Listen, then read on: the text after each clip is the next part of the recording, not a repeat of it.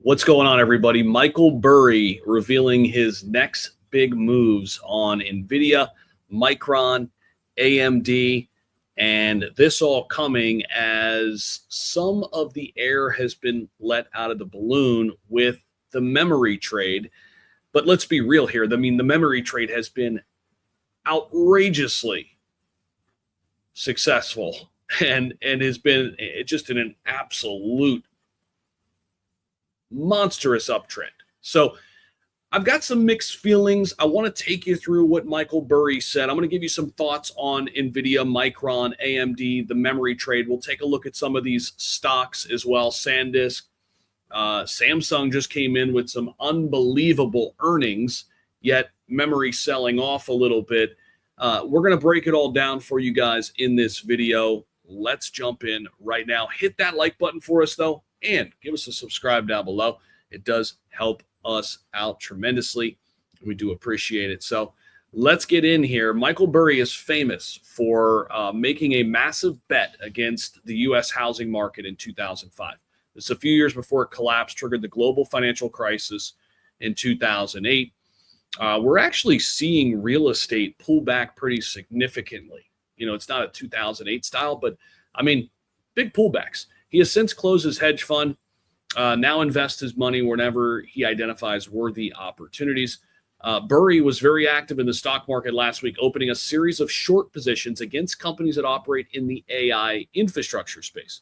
Over the past weeks and months, he used his social media and his Substack pages to voice skepticism about the sustainability of the AI spending boom, and he's now putting his money where his mouth is by going short. He will profit if the underlying stock or securities he's betting against decline in value. Burry was short the semiconductor ETF. There was a bunch of big names in there. And basically all the big companies powering this AI boom, a lot of them are in there.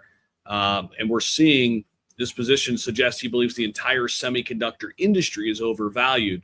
So, assets, again, similar to Micron, Nvidia, SanDisk. SanDisk down today, 7+% down to 1,600. Remember, the all-time high on SanDisk was up over 2,300. Look at iron pulling back almost 10% today. That's a big pullback there on iron. Micron down another 5% today. These assets now down 20% in the last week. The iShares Semiconductor ETF, here's what you got, some of the big names in there: Micron, AMD, Nvidia, Broadcom, Intel. So of these names, I think Intel is probably the one that is sneakily still undervalued, in my opinion. I think Intel's going to have a nice catch-up trade against Taiwan Semiconductor, in my opinion. Now, Nvidia, Broadcom, AMD, Micron, I think they're great stocks to own for the long term. I mean, there's pullbacks in every market. But Burry is effectively betting against some of the world's best semiconductor companies that are currently generating blistering growth.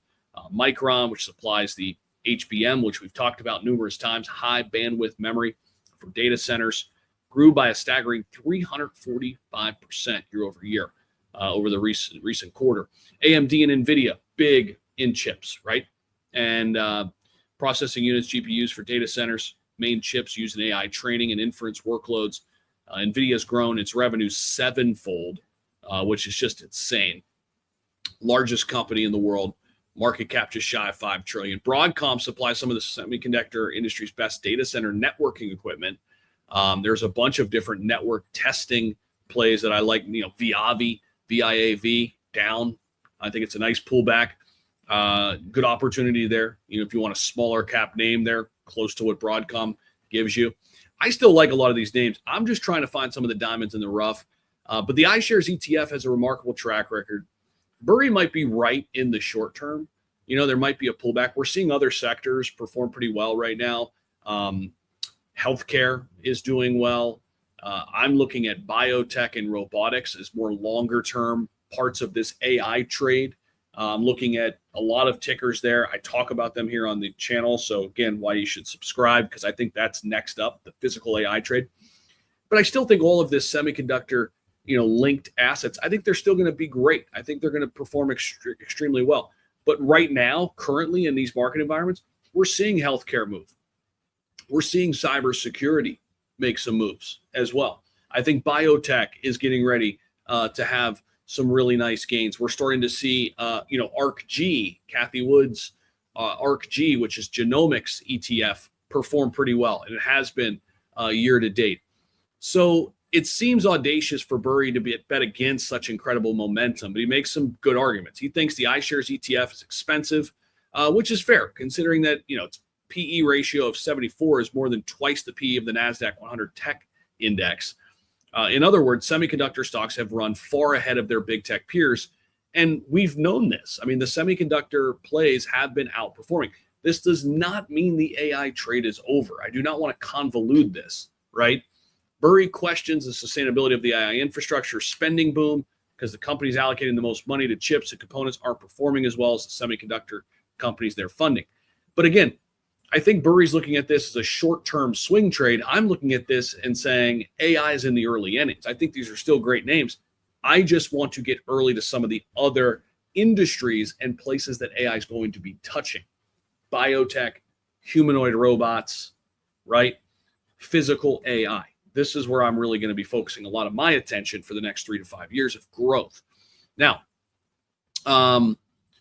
there was a recent survey by UBS Group suggesting that around 60% of businesses are curbing their AI spending.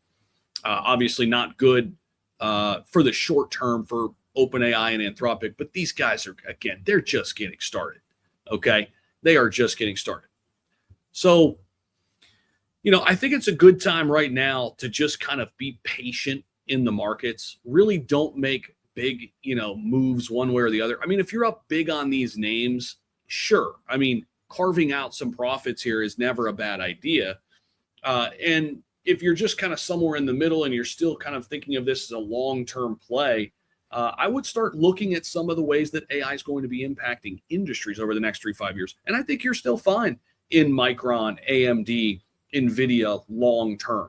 It just really depends on what you are, right? Are you an active trader? Are you an investor? Are you trying to do a little bit of both, right? Then you kind of blend the strategies in there. So, and that's kind of where I am. I'm kind of a blended approach. I've got some long-term buckets. I'm also looking at some short-term plays along with some mid-term plays and some high upside growth plays that are relatively long-term.